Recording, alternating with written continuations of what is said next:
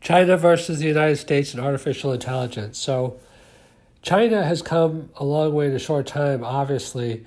I mean, they're the world leader in a lot of areas, including payments, because they didn't get into the whole credit card thing, so they could leapfrog, directly into using the cell phone for payments because there was no,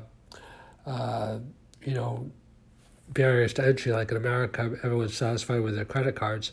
So regarding artificial intelligence, China has two big advantages. The first is that, relative to the United States, the first is that America AI is very fragmented into leading companies like Google, Facebook, Amazon. I mean, these are some of the world-leading companies in AI.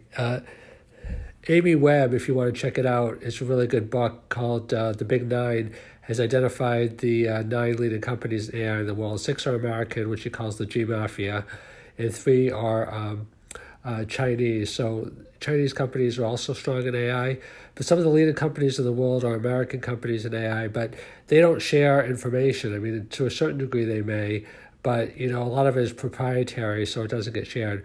Whereas in China, the government oversees the AI initiative.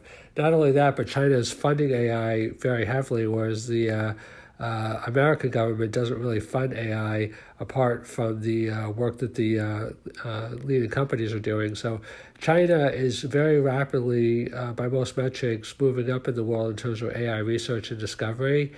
And the fact that, China is centralized and America is fragmented is a big part of it. The second big part of it has to do with data. The more data that you have, the more you can train the models for AI, like for machine learning and deep learning. And, the data sets in China are huge, not only because they have many more citizens, 1.2 billion approximately, but they have access to a lot of data because of surveillance and, just the way the government is run that America doesn't have. So when you combine those together, China has major advantages. Now, America does have other advantages. I mean, we have the top universities in the world, although China's been building up the universities and poaching a lot of our top talent, paying them astronomical salaries. We have also one big advantage that China doesn't have, and that is kind of an entrepreneurial mindset. So that goes a lot with our kind of maverick nature, of America, kind of like, from our roots, not only fighting the British in the Revolutionary War, but then the Wild West. We have kind of a frontiersman maverick mentality that's evolved over time. And China has, a great dynasty mentality as well.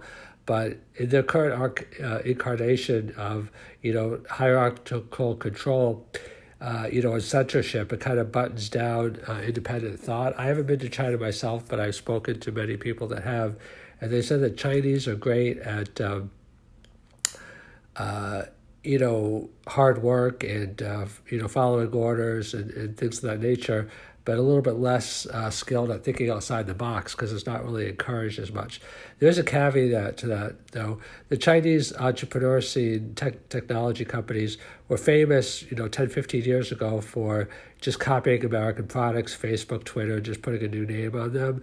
But they've used that as a base to kind of get into the game and get the technological know-how. But now they've moved more towards innovation. I mean, you look at WeChat, you look at Alibaba, Jack Ma, you look at Tencent. There's quite a bit of innovation happening now in China. So it's not, clear-cut at all that China can't innovate America at some point. Although the way the systems are based, America does have a leg up still in that regard. The podcast you just heard was made using Anchor. Ever thought about making your own podcast? Anchor makes it really easy for anyone to get started. It's a one-stop shop for recording, hosting, and distributing podcasts. Best of all, it's 100% free. Sign up now at anchor.fm/new. That's anchor.fm/new to get started.